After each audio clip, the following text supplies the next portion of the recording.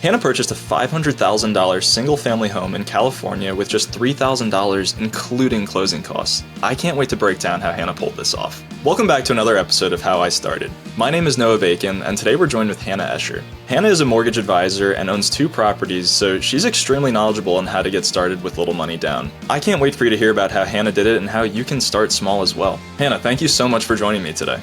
Well, Noah, thank you so much for having me. I'm really happy to be here today. Awesome. We're really excited to have you too. And, being a real estate professional already in the industry as a mortgage advisor, like I said in the intro, it's no surprise that you probably heard about the benefits of investing and wanted to get on that side of it as well. So can you tell me how you got started and what you were thinking about to become a real estate investor for the first time? Interestingly enough, I was actually not a mortgage advisor when I purchased my first home. Coming into that, I knew very little about real estate and mortgages, and it didn't seem very doable to us or very likely that we could buy anything because we were not very educated in what was available. And then as we went through the process, more and more seemed possible. And that is actually one of the reasons that I became a mortgage advisor. Because I come from a background where my parents, they didn't own homes until they were much older. The same with my husband's parents. And we lived in rentals most of our lives. And, our parents weren't able to take advantage of home equity for a very long time and not until more recent years. And that's something that as we were learning in our journey, we really felt like this is something we wanted to do and be able to build this for our family moving forward. And so getting into that first home purchase was such a huge deal for me and my family.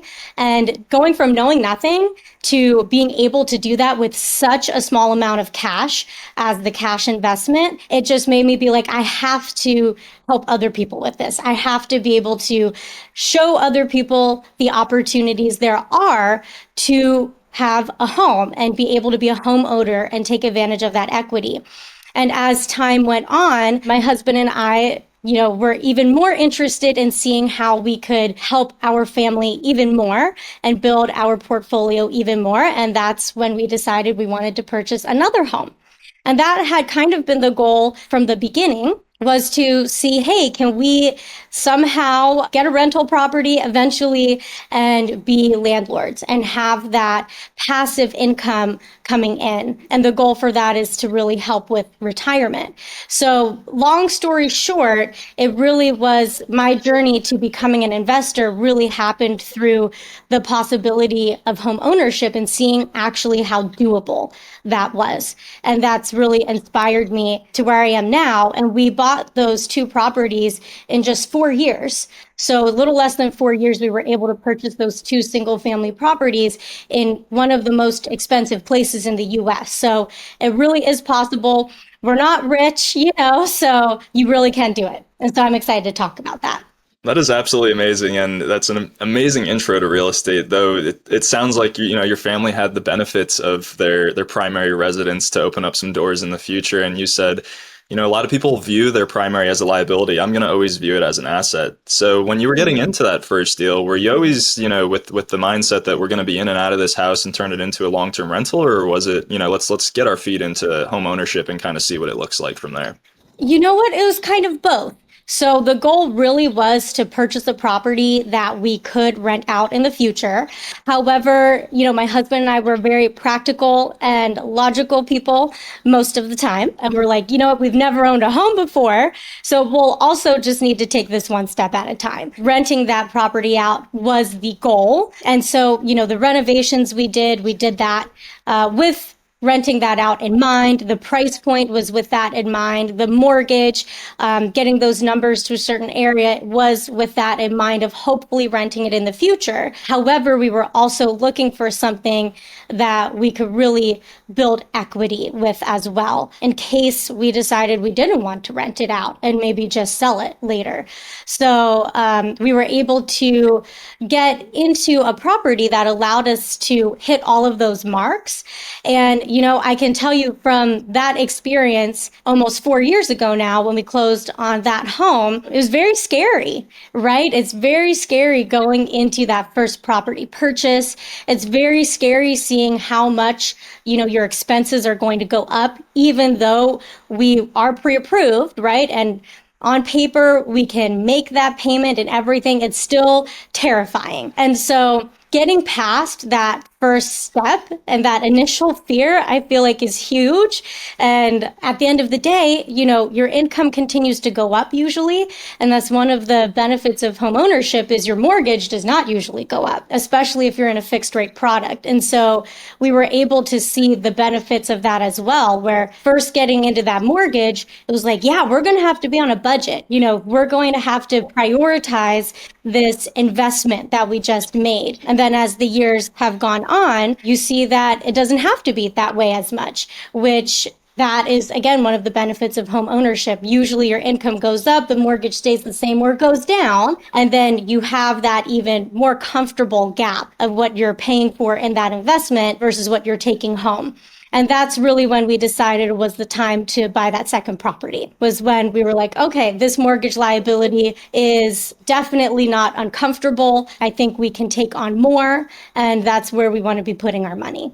That's amazing to see your growth in just that 4 year start, take the leap to the second one. But let's slow it down just 1 second here and talk about that first deal a little bit, because you have the principles absolutely nailed down. You have your why defined. A lot of investors come into it really scared of that big barrier to entry. But I know I probably gave it away a little bit in the intro about, you purchased a $500,000 single family home. Can you talk to us about how much you had saved, how much you put down, and what your closing price was on that property exactly? Because I'm sure I'm just talking about some of the overlying, the headlines here. So we purchased the property for $530,000, and we were really fortunate in that price point because it was in a neighborhood where the homes were not selling for under six, mostly. So this property, it had quite a bit of wear and tear. It didn't show very well, but we were like, you know what? I think we should do it. Like, the numbers work out. Is kind of an opportunity window here. We don't know what the market's going to do, but we can afford the monthly payment, even if it's going to be more of a stretch than what our previous, rent was. And we decided to take the leap, and it was very fortunate because I do think that house would have had more offers on it had we waited. And that was something that I'm just so grateful that we decided to go forward, even though there was a lot of unknowns. And so we bought that property for $530,000. We used a down payment assistance program with a conventional loan. We used the Cal HFA program, which is a program specific to California. And so we ended up using the Cal HFA down payment assistance program with a conventional loan. So they provided a 3% down payment for us in the form of a second mortgage. And so this attaches to the property as a second lien. And then we also used some of the closing cost assistance, which with that specific program, they offer a 0 interest closing cost assistance loan as well. And that attaches to the mortgage as a third mortgage. So now we have 3 different mortgages on the property. We have the first one, which is the large one, the second one, which is the down payment, the third, which is the closing cost assistance. And then besides that, we had saved about $15,000 to $20,000 or so of our own funds, besides any retirement funds. We really didn't want to pull any of that out at this time. And those funds we actually used to help renovate the property. And then we got another personal loan after we closed to complete the renovations. But we didn't do any of that during the closing process. We did that after. And we could have used our own funds, to purchase the property with the down payment, even at being 3%. But we really wanted those funds available to, one, have a little bit of a cushion, and then two, be able to pay for some of those renovations in cash. And so with that being said, though, the interest rate was a little bit higher. However, it was still amazing. It was in the low 3%, fixed rate product. And then we did end up refinancing that loan the next year because the property value increased so much because of the renovations and because of what happened during COVID with appreciation. Because we had the down payment covered, closing costs covered, we didn't have all closing costs covered though. The ZIP loan, which is the 0 interest loan, covered some of those closing costs. And we ended up getting a seller credit for most of the rest of those closing costs. And that's how we were able to get into the property with such a low amount of cash. And with that being said, Noah, I've actually gotten clients into their properties with $1,000. I've gotten people into properties with even less than what we were able to get into ours with. So it's very possible. It does take patience though, and you have to be really strategic when you're looking at how to offer on a home. You have to know your goals, and you have to be willing to have that interest rate maybe be a little bit higher at first and have a plan of how you're going to pay that off eventually. And so we were able to refinance that property just a year later, pay off both of those other mortgages with the main mortgage as well. And then we were able to refinance into a 2.625 rate. That property, the mortgage payment on that is quite a bit lower than what the market rents are. And that's really what we were hoping to see in order to rent that property out. Now, with that being said, we are new landlords. So we'll still, need to see how that process goes. The nice thing about this property is that we do have quite a bit of equity in it. So if we do need to sell it at some point because we're not loving the landlord life, then we can do that as well. So there's a couple options, which is great. So it sounds like you still have the property today, if I'm not mistaken. That is correct. Awesome. And the lowest down payment that I've heard anybody come across, other than a VA loan, obviously at 0% down, is 3.5 on a FHA. Essentially, with everything you're telling me, I was just running the numbers here on my phone real quick. You put less than 1% down to get this property, essentially. That's absolutely amazing. The language I like to use around that is cash investment. Right? Because down payment is a specific part of your loan process. And so these funds didn't actually go to the down payment. They were just whatever was left of those closing costs. And so, people, they can get into a home with zero down because of down payment assistance programs. However, I like to talk about it as your all-in cash investment. It literally can be $1,000. And that usually is going to go towards any closing costs that are remaining. Absolutely. And if you don't mind me asking then, with you owning this property today, it sounds like it was an absolute equity play off the bat. I don't think we could really anticipate what was going to happen during COVID. It benefited a lot of us. I purchased in 2021 and have seen, massive benefits from that. And I've had FOMO for not getting in 2019 or 2020. But, like you said, with the refinance, is it a cash flow and an equity play today? Or are you not seeing equity grow as fast now and you're just kind of having it nice as a cash flow? Or is it both a two-prong attack right now? I think that we're still seeing equity appreciation happening. I mean, there was that immediate appreciation that happened, one, because of the renovations, and then two, because of where the market was. But that area, we've tried to be very specific with location. That's usually our highest priority because location a lot of times drives that appreciation factor. And so that first house is in a really desirable area in the city that it's in. And, it's not like a very fancy area or anything like that, but it's a very nice area in that city. And so there is appreciation value that continues to happen besides the cash flow. So as you hinted at a little bit earlier, you've moved on to your second property. You've had this really amazing growth over 4 years. And, with the equity that you took from the first property, how did that affect you getting into the second property? Did you use property one to get into property two? Did you go a more conventional down payment route, or were you using very similar tactics that, now that I've been in the mortgage industry, I know that I can get a property for $3,000 down. Let's do it again. Well, great question. So usually those programs that are going to be offering down payment assistance and closing cost assistance, usually those are for first-time buyers. So now with this next property, we don't qualify as a first-time buyer anymore, right?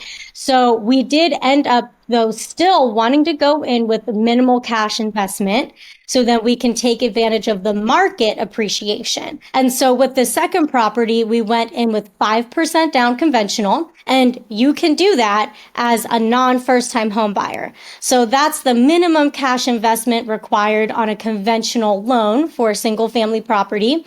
And now actually you can do that with a multifamily property as well with conventional. But we did 5% down, another single family home, and we did use our own savings to purchase that property. However, we had a HELOC on our primary residence. which is now our investment property. And we used some of that HELOC for renovations for the new house that we moved into. So we could have used it for the down payment, which was actually the original goal. However, we decided to use our own cash that we had on hand just because we wanted to not have that HELOC be in a position where we'll be paying it off very slowly, because interest rates on a HELOC are higher than interest rates on a fixed rate 30-year mortgage. And so we were trying to be strategic about where do we use that cash and how do we pay it off quickly, because we are paying more interest on it. So we went in 5% down. We ended up using a 2-1 buy down, which is a amazing loan product, especially for a market like this. And what that does is the seller has to pay for the cost of the 2-1 buy down. And what it is allows you for the first 2 years of your loan to have a subsidized monthly payment. And it's subsidized by the credit that the seller has given you.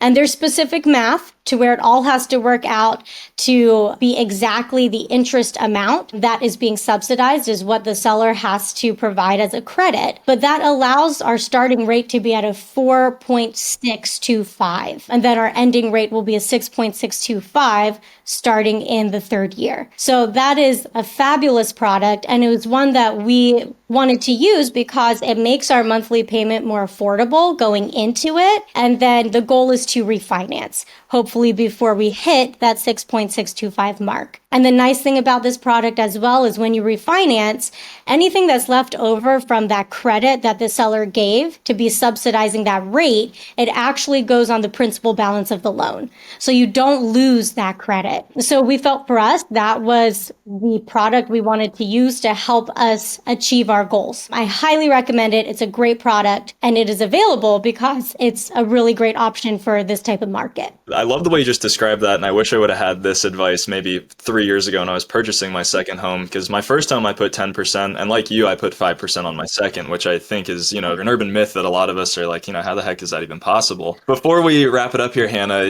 one thing I like to ask all of our guests is, when you were starting out, let's say 4 years ago to this date, what is a piece of advice that you could give somebody that is in your shoes today that, you didn't get 4 years ago before you became a real master here in the mortgage industry and knew about all these different products and options? What can you tell somebody that's trying to get started in today's environment? What I wish I had done sooner was speak to a mortgage advisor. And I know I'm in the field and that can sound very biased, but if I had done that, Noah, I probably would have bought my first property 5 years before I bought it. And there was a home I was looking at that time. I just felt like, it probably isn't possible. So I didn't even pursue it. And if I had talked to a mortgage advisor at that point, we could have purchased that property. Knowing what I know now, we absolutely would have qualified and we would have even more equity than we have now. Maybe we would have 3 properties by now, right? Or even more. I think the personal research is always amazing, and you should always be doing that personal research. And don't let it get in the way of you speaking to the professional who can actually tell you what you can do and what's possible. And I think the sooner you know what's possible, the sooner you can take action. Well, Hannah, thank you so much for your time today. We really appreciate it, and we're really excited to hear about more things that you're going to be doing here with BiggerPockets in the future. Thank you so much, and is there anything else you'd like to say to our audience? Well, thank you, Noah, for having me. I'm just so grateful and honored to be here today. And I really think, what I would love to say to everyone is just don't think things aren't possible. Let there be room for possibilities. And even if you think you can't do it, there might be a way. So always be curious and talk to that mortgage advisor, see what you can do. And if you're looking to find out more information about Hannah, you can find that in the show notes below. You may even recognize Hannah from being on the BiggerPockets Rookie channel, as she's been creating content for us and sending out a lot of different tips and tricks around mortgage advice, so definitely check out Hannah's videos. And I'm Noah Bacon. You can find out much more about me on BiggerPockets' website. We have so many resources for new investors about how to get started, and you even want to hang out with us, we'll be hosting BPCon this year down in Cancun. If you'd like to learn more information about that, please go to biggerpockets.com/events. And if you like this video, please give it a thumbs up and please subscribe to the BiggerPockets YouTube Rookie channel. We'll be sharing plenty of stories just like Hannah's on how to get started. Thank you for joining us today, and we'll see you next time.